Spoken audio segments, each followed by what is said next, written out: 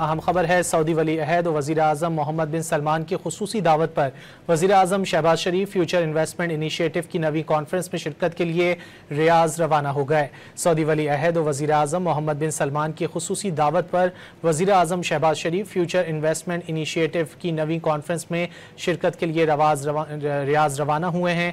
नायब वज़ीर आज़म और वज़ीर ख़ारजा सेनेटर मोहम्मद इसहाक डार, वफाकी वज़ीर ख़जाना मोहम्मद औरंगज़ेब, वफाकी वज़ीर इत्तलात और नशरियात अताउल्लाह तारड़ भी वज़ीर आज़म के हमरा आला सतह के वफ़द में शरीक हैं।